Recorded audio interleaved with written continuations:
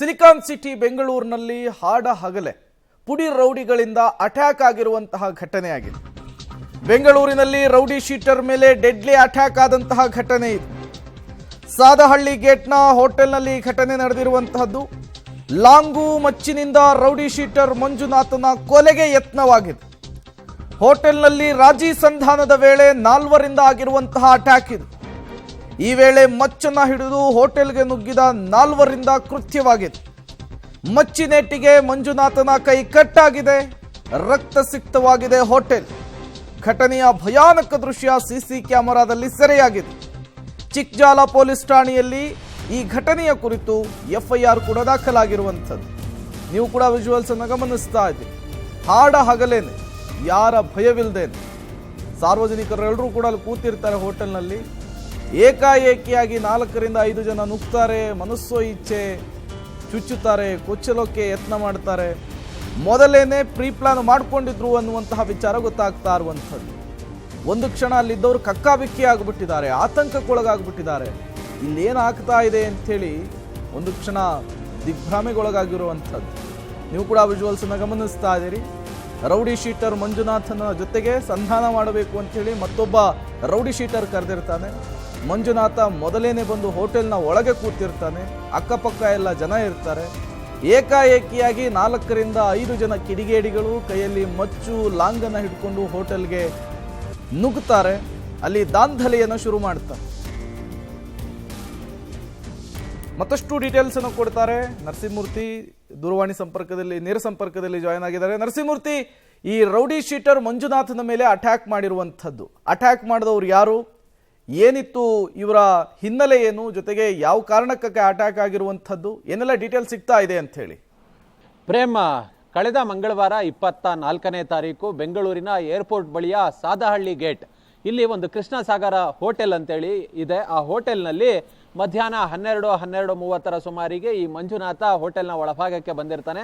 ಮತ್ತೊಬ್ಬ ಆತನ ಜೊತೆ ಮಾತನಾಡುವಂತಹ ಸಂದರ್ಭದಲ್ಲಿ ಏಕಾಏಕಿ 5-6 ಮಂದಿ ಮಚ್ಚು ಲಾಂಗುಗಳಿಂದ ಹೋಟೆಲ್ ಒಳಗೆ ನುಗ್ಗಿ ಈ ಮಂಜುನಾಥನ ಮೇಲೆ ಅಟ್ಯಾಕ್ ಅನ್ನ ಮಾಡಿರ್ತಾರೆ. ಅಟ್ಯಾಕ್ ಮಾಡಿದಂತಹ ಸಂದರ್ಭದಲ್ಲಿ ಆತನ ಬಲಗೈ ತುಂಡಾಗಿ ನೆಲಕ್ಕೆ ಬಿದ್ದಿರುತ್ತೆ. ಮತ್ತೆ ತಪ್ಪಿಸ್ಕೊಳ್ಳೋದಕ್ಕೆ ಅಂತೇಳಿ ಆತ ಕಾಲನ್ನ ಕೊಟ್ಟಿರ್ತಾನೆ, ಒಂದು ಭಾಗಕ್ಕೆ ಹೊರಿಕೊಳ್ತಾನೆ. ಆಗ ಏಕಾಏಕಿ ಮಚ್ಚು ಲಾಂಗುಗಳಿಂದ ಸಾಕಷ್ಟು ಮನಸೋ ಇಚ್ಛೆ ಹಲ್ಲೆ ನಡೆಸುವ ಕೆಲಸವನ್ನ ಮಾಡಲಾಗಿರುತ್ತೆ. ಆತ ಸತ್ತ ಅನ್ನೋ ಒಂದು ಭರವಸೆಯಲ್ಲಿ ಅಲ್ಲಿಂದ ಎಲ್ಲರೂ ಕೂಡ ಕಾಲ್ಕಿತ್ತಿರ್ತಾರೆ. ಆ ಪ್ರಕರಣ ಸಂಬಂಧ ಇದೀಗ ಚಿಕ್ಕಜಾಲ ಪೊಲೀಸರು 5ರನ್ನ ಅರೆಸ್ಟ್ ಮಾಡಿದ್ದಾರೆ. 5ರಲ್ಲಿ 3 ಅಪ್ರಾಪ್ತರು ಅನ್ನೋ ಮಾಹಿತಿಗಳು ಲಭ್ಯವಾಗ್ತಿದೆ. ಯಾರು ಇವರೆಲ್ಲ, ಯಾಕೆ ಅಟ್ಯಾಕ್ ಅನ್ನ ಮಾಡಿದ್ರು ಅಂತೇಳಿ ನೋಡಿದಂತಹ ಸಂದರ್ಭದಲ್ಲಿ ಇವರೆಲ್ಲರೂ ಕೂಡ ವಿಶ್ವನಾಥಪುರ ಪೊಲೀಸ್ ಠಾಣಾ ವ್ಯಾಪ್ತಿಯ ಬೋವಿಪಾಳ್ಯದ ನಿವಾಸಿಗಳಿವರು. ಈ ಮಂಜುನಾಥ ಏನಿದಾನಲ್ಲ, ಹಲ್ಲೆಗೊಳಗಾದಂತಹ ವ್ಯಕ್ತಿ, ಆತ ಈಗ ಹಲ್ಲೆಯನ್ನ ನಡೆಸಿ ಅರೆಸ್ಟ್ ಆದಂತಹ ವ್ಯಕ್ತಿ ಶ್ರೀರಾಮ್ ಅಂತೇಳಿ ಆತನ ಅತ್ತೆಯ ಮಗ. ಅಂದ್ರೆ ಈ ಶ್ರೀರಾಮ್ ಅಣ್ಣನ ಕೊಲೆ ಮಾಡಿದಂಥವ್ರಿಗೆ ಈ ಮಂಜುನಾಥ ಸಪೋರ್ಟ್ ಮಾಡಿದ್ದಾನೆ, ಮತ್ತೆ ಆಗಾಗ್ಗೆ ಜೈಲಿಗೆ ಹೋಗಿ ಮಾತನಾಡ್ಕೊಂಡು ಬಂದಿದ್ದಾನೆ ಅನ್ನೋ ಒಂದು ಗುಮಾನಿ ಇತ್ತು. ಹೀಗಾಗಿಯೇ ಅವರು ನನ್ನ ಅಣ್ಣನಿಗೆ ಯಾರು ಕೊಲೆ ಮಾಡಿದ್ರಲ್ಲ ಅಂಥವ್ರಿಗೆ ಈತ ಸಪೋರ್ಟ್ ಮಾಡಿದ್ದಾನೆ ಅನ್ನೋ ಒಂದು ಹಿನ್ನೆಲೆಯಲ್ಲಿ ಏಕಾಏಕಿ ಹೋಟೆಲ್ಗೆ ನುಗ್ಗಿ ಈ ರೀತಿಯಾಗಿ ಆತನ ಕೈ ಕಟ್ ಮಾಡಿ ಮನಸೋ ಇಚ್ಛೆ ಮಚ್ಚುಲಾಂಗುಗಳಿಂದ ಹಲ್ಲೆಯನ್ನು ನಡೆಸಿದ್ರು. ಹೋಟೆಲ್ನ ಒಳಭಾಗದಲ್ಲಿ ಸಾಕಷ್ಟು ಜನರಿದ್ದರಿಂದ ಎಲ್ಲರೂ ಕೂಡ ಭಯಭೀತರಾಗಿ ಹೋಟೆಲ್ನ ಹೊರಗೆ ಓಡೋಗಿದ್ರು. ಆ CCTV ದೃಶ್ಯಾವಳಿಗಳು ಸಹ ಇವತ್ತು ಸಿಕ್ಕಿದೆ. ಆ CCTVಗಳನ್ನ ಗಮನಿಸಿದಂತಹ ಸಂದರ್ಭದಲ್ಲಿ ತುಂಬಾ ಒಂದು ರೀತಿ ಭೀಕರವಾಗಿ ಆತನ ಮೇಲೆ ಮಚ್ಚುಲಾಂಗುಗಳಿಂದ ಅಟ್ಯಾಕ್ ಅನ್ನ ಮಾಡಿದ್ದಾರೆ. ಇದೀಗ ಪ್ರಕರಣ ಸಂಬಂಧ ಶ್ರೀರಾಮ್ ಸೇರಿದಂತೆ 5ರನ್ನ ಬಂಧನ ಮಾಡಲಾಗಿದೆ. ಇನ್ನೂ ಕೂಡ 2 ತಲೆಮರೆಸಿಕೊಂಡಿದ್ದಾರೆ ಅನ್ನೋ ಮಾಹಿತಿಗಳು ಲಭ್ಯವಾಗ್ತಿದೆ. ಇವರೆಲ್ಲರೂ ಕೂಡ ಹಲ್ಲೆ ನಡೆಸಿದಂತಹ ವ್ಯಕ್ತಿಗಳು ಮತ್ತೆ ಹಲ್ಲೆಗೆ ಒಳಗಾದಂತಹ ವ್ಯಕ್ತಿ ಎಲ್ಲರೂ ಕೂಡ ವಿಶ್ವನಾಥಪುರದ ಬೋವಿಪಾಳ್ಯದ ನಿವಾಸಿಗಳು. ತಮ್ಮಲ್ಲೇ ಯಾವುದೋ ಒಂದು ಸಣ್ಣ ವಿಚಾರಕ್ಕೆ ವೈಮನಸ್ಸು ಉಂಟಾಗಿ ಈ ರೀತಿಯಾದಂತಹ ಹಲ್ಲೆ ನಡೆಸಿದ್ದಾರೆ ಅನ್ನೋ ಮಾಹಿತಿಗಳು ಪೊಲೀಸ್ ಮೂಲಗಳಿಂದ ತಿಳಿದು ಬಂದಿದೆ. ನರಸಿಂಹಮೂರ್ತಿ, ಹಾಡ ಹಗಲೇನೆ ಸಾರ್ವಜನಿಕ ಪ್ರದೇಶದಲ್ಲಿ 4-5 ಜನ ನುಗ್ಗಿ ರೌಡಿ ಶೀಟರ್ ಮೇಲೆ ಮಾರಕಾಸ್ತ್ರಗಳಿಂದ ಹಲ್ಲೆ ಮಾಡ್ತಾರೆ, ಹತ್ಯೆ ಮಾಡಲಿಕ್ಕೆ ಯತ್ನ ಮಾಡ್ತಾರೆ ಅಂದ್ರೆ ಸಾರ್ವಜನಿಕರಾದ್ರೂ ನಿರ್ಭೀತಿಯಿಂದ ಓಡಾಡೋದು ಹೇಗೆ ಅಂತ ಹೇಳಿ ಪೊಲೀಸರು ಏನು ಮಾಡ್ತಾ ಇದ್ದಾರೆ ಅಂತ?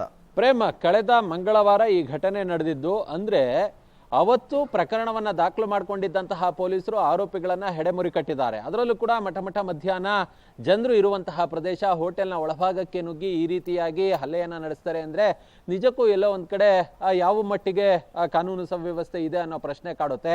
ಆದ್ರೆ ಇದು ವೈಯಕ್ತಿಕ ದ್ವೇಷಕ್ಕೋಸ್ಕರ ಈ ರೀತಿಯಾಗಿ ಆತನನ್ನ ಫಾಲೋ ಮಾಡ್ಕೊಂಡು ಬಂದು ಹಲ್ಲೆಯನ್ನ ನಡೆಸಿದ್ದಾರೆ.